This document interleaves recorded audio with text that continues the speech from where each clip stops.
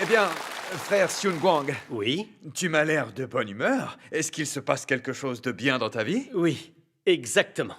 J'ai de très bonnes nouvelles à vous annoncer à tous. Eh bien, dis-nous tout alors. J'ai entendu un témoignage. Ah, Ce témoignage disait que le Seigneur s'est incarné et est descendu en secret. il s'est incarné Ah, et il est descendu en secret. tout à fait. Comment est-ce Et possible? pourtant, La Bible a prophétisé que le Seigneur reviendrait sur des nuées et que tous les yeux le verraient. Son arrivée remuerait ciel et terre et se ferait au milieu de la foudre et du tonnerre, des nuages tourbillonnants, des armées en marche. Nous connaîtrions à la fois une jubilation infinie et une effervescence qu'on ne saurait contenir. Ce oh là là là là sentiment... là là là, regarde comme tu t'emportes. Oh que oui. Tu ne connais qu'une partie de l'histoire, pas la totalité. Ah oui? Et je peux savoir d'où te vient cette idée? Que nous dit l'Apocalypse chapitre 1 verset 7? Voici, il vient avec les nuées, et tout œil le verra, même ceux qui l'ont percé, et toutes les tribus de la terre se lamenteront à cause de lui. Hé, tu viens de dire que quand le Seigneur arrivera sur des nuées, les gens seront enthousiastes et que partout ils jubileront. C'est sûr. Alors pourquoi la Bible dit-elle « Toutes les tribus de la terre se lamenteront à cause de lui » Hein? Alors? Pourquoi les gens se lamenteraient-ils en le voyant venir avec des nuées? Eh bien, si tu veux comprendre pourquoi, intéresse-toi aux autres prophéties sur le retour du Seigneur. Les autres prophéties? Il y a beaucoup d'autres prophéties sur le retour du Seigneur dans la Bible. Ah oui? Il n'y a pas qu'en descendant sur des nuées que le Seigneur reviendra. Donc tu es en train de dire que le Seigneur va revenir autrement? Oui, exactement. Qu'est-ce que dit l'Apocalypse chapitre 16 verset 15? Voici, je viens comme un voleur. Et Matthieu chapitre 25 verset 6? Au milieu de la nuit, on cria, voici l'époux, allez à sa rencontre. Et l'Apocalypse chapitre 3 verset 20? Voici, je me tiens à la porte et je frappe. Si quelqu'un entend ma voix et ouvre la porte, j'entrerai chez lui, je souperai avec lui et lui avec moi. Ou encore Luc chapitre 10 verset 7? Attends un peu, t'es en train de me faire la catéchèse ou quoi? Je parle juste des façons dont le Seigneur va revenir. Est-ce que ces passages de la Bible prouvent que le Seigneur viendra autrement? Tu ne t'en es pas aperçu? Au milieu de la nuit, on cria. Oui, Je me tiens à la porte et je frappe. oui, Je viens comme un voleur. oui. Et tu ne vois toujours pas ce que ça veut dire. Ah Oh Tu commences à Je vois surtout que je n'y comprends rien. Je vois. Tu ferais mieux de m'expliquer. Si venir avec des nuées est la seule façon dont le Seigneur revient, alors comment la prophétie qui dit « Je viens comme un voleur » pourra-t-elle se réaliser? C'est vrai, tu as raison. S'il vient avec des nuées et que tous les yeux le voient, sera-t-il nécessaire que quelqu'un crie « Voici l'époux, allez à sa rencontre » Pourquoi le Seigneur devrait-il se tenir à la porte et frapper? On dirait bien que c'est loin d'être la seule façon dont le Seigneur viendra. C'est vrai. Continue d'expliquer. Selon les prophéties du Seigneur, il descendra d'abord en secret et apparaîtra ensuite publiquement. Au milieu de la nuit, on cria « Je me tiens à la porte et je frappe », et comme un voleur. Ces passages renvoient à son retour en secret. Voici, il vient avec les nuées. Cela renvoie à l'apparition publique du Seigneur. C'est comme ça que les prophéties du Seigneur seront réalisées. Donc le Seigneur revient en descendant d'abord en secret et ensuite en apparaissant en public. Exact. D'accord. Mais pourquoi est-ce qu'il vient en secret? Venir en secret renvoie au fait que Dieu devient chair et vient sur terre en tant que fils de l'homme. Devenir chair? Fils de l'homme? Et tout cela s'appuie sur des prophéties. Bien sûr que cela s'appuie sur des prophéties. Le Seigneur Jésus a prophétisé plusieurs fois son retour en tant que fils de l'homme, qu'il apparaîtra en tant que fils de l'homme et qu'il viendrait en tant que fils de l'homme. Par exemple, que dit Luc 17, versets 24 et 25? Car comme l'éclair resplendit et brille d'une extrémité du ciel à l'autre, ainsi sera le Fils de l'homme en son jour. Mais il faut auparavant qu'il souffre beaucoup et qu'il soit rejeté par cette génération. Cela s'appuie vraiment sur une prophétie. Oui, Et à quoi renvoie le Fils de l'homme? fils de l'homme désigne une personne née d'un homme et disposant d'une humanité normale. Si c'est un esprit, un être spirituel, on ne peut pas l'appeler fils de l'homme. Oui, c'est vrai. Ainsi, les prophéties disant qu'il apparaîtrait en tant que fils de l'homme, qu'il viendrait en tant que fils de l'homme, renvoient au retour du Seigneur en chair incarnée. Si Dieu n'est pas chair incarnée, il ne pourrait pas être appelé fils de l'homme. De même que Dieu l'Éternel, étant un esprit, ne peut pas être appelé fils de l'homme. Ah. Venir en tant que fils de l'homme renvoie donc au fait que Dieu est chair incarnée. C'est ça. C'est un tel mystère. Mais le Seigneur a aussi prophétisé, mais il faut auparavant qu'il souffre beaucoup et qu'il soit rejeté par cette génération. C'est une preuve de plus que le Seigneur reviendra en tant que chair incarnée. Si le Seigneur ne pouvait revenir ici-bas qu'avec des nuées, comment cette prophétie se réaliserait-elle? C'est vrai. Si le Seigneur ne revenait qu'avec des nuées, Hmm? qui oserait lui résister ou le rejeter? Voilà, cette fois il a compris. Je comprends bien, mais Oui. pourquoi Dieu viendrait en chair incarnée dans les derniers jours? Ah, en voilà une bonne question. Comment ça? Si Dieu vient en tant que chair incarnée dans les derniers jours, c'est principalement pour réaliser l'œuvre du jugement. L'œuvre du jugement? Dieu Tout-Puissant dit, quand Dieu devient chair cette fois, son œuvre consiste à exprimer son tempérament principalement à travers le châtiment et le jugement.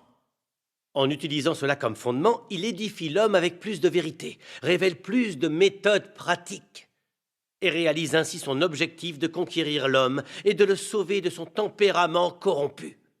C'est ce qui sous-tend l'œuvre de Dieu à l'ère du règne. Alors comme ça, Dieu, en tant que chair incarnée, vient exprimer la vérité et mener à bien l'œuvre du jugement. Oui, et ça réalise les prophéties du Seigneur Jésus. Ah, quelle prophétie?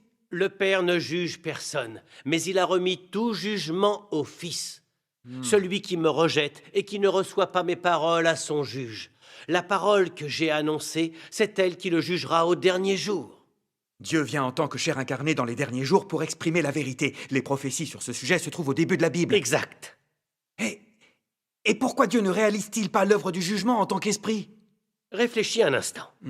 Si Dieu exprimait la vérité et réalisait l'œuvre du jugement en tant qu'esprit, est-ce que les gens la comprendraient et l'accepteraient facilement? Ah, ça me rappelle une chose. Dans la Bible, il est écrit « Tout le peuple entendait les tonnerres et le son de la trompette. Il voyait les flammes de la montagne fumante. À ce spectacle, le peuple tremblait et se tenait dans l'éloignement. Ils dirent à Moïse « Parle-nous toi-même et nous t'écouterons. Mais que Dieu ne nous parle point, de peur que nous ne mourions. » Qu'est-ce que ce passage de la Bible nous apprend? Si Dieu s'exprime par la foudre dans les cieux, les gens ne comprendront pas et n'iront pas vers lui. Est-ce que ça te semble correct? Ça me semble tout à fait correct. Dieu l'Éternel a dit à Moïse « Tu ne pourras pas voir ma face, car l'homme ne peut me voir et vivre. » Et c'est pour ça que Dieu est venu en tant que chair incarnée pour mener à bien l'œuvre du jugement. Dieu Tout-Puissant dit, s'il tentait de sauver les hommes directement à la manière de l'Esprit, les hommes seraient incapables de recevoir son salut. Et si Dieu ne prenait pas la forme extérieure d'un homme créé, les hommes seraient incapables de recevoir ce salut. Car ils ne peuvent pas du tout s'approcher de lui. Tout comme personne ne pouvait s'approcher de la nuée de l'Éternel. Ce n'est qu'en devenant un homme de la création, c'est-à-dire en mettant sa parole dans la chair qu'il prendra, qu'il peut imprégner de sa parole tous ceux qui le suivent. Alors seulement les hommes peuvent entendre sa parole par eux-mêmes, peuvent voir et recevoir sa parole, et ainsi être complètement sauvés. Ça y est, je comprends. Dieu vient en tant que chair incarnée parce que l'œuvre de son plan de gestion et l'humanité corrompue le requièrent. Oui, Ah oui, c'est très profond. et le sens de la venue secrète de Dieu en tant que chair incarnée pour réaliser son œuvre va bien plus loin. Oh, ça va plus La loin. Bible prophétise que le Seigneur à son retour séparera les bons des mauvais servants, les brebis des boucs, le bon grain de l'ivraie et les vierges sages des vierges folles. N'est-ce pas? Oui, oui. Mais quel est le rapport avec la venue de Dieu en chair incarnée pour œuvrer? Je vais te donner un exemple pas tout à fait concordant. Vas-y. Si l'empereur veut éprouver de la compassion pour l'opinion publique et dénicher les traîtres, quelle est la meilleure façon de s'y prendre? C'est mieux de mener l'enquête en vêtements de civil. Oui, c'est vrai. Si l'empereur se déplaçait en char, avec sa garde impériale, et dans toute sa splendeur, les fonctionnaires se précipiteraient pour l'accueillir et personne n'oserait faire la moindre erreur. Oui. Et en procédant ainsi, il serait impossible de savoir qui lui a été fidèle et qui s'est comporté en Oui, traître. c'est vrai ça. Dieu vient en tant que chair incarnée pour œuvrer. J'ai compris. Hein? Tu dis que l'incarnation de Dieu sera plus propice à révéler les gens. Oui, si Dieu venait directement sur des nuées, qu'il pointait du doigt telle personne en l'appelant « mauvais serviteur » et telle autre brebis, ou qu'il te pointait du doigt et te traitait de vierge folle, serais-tu convaincu? Sans les faits pour révéler la vérité? Bien sûr que non. C'est pour ça que la venue de Dieu en tant que chair incarnée pour œuvrer révèle tout le monde. Ceux qui cherchent la vérité et à entendre la voix de Dieu sont les vierges sages.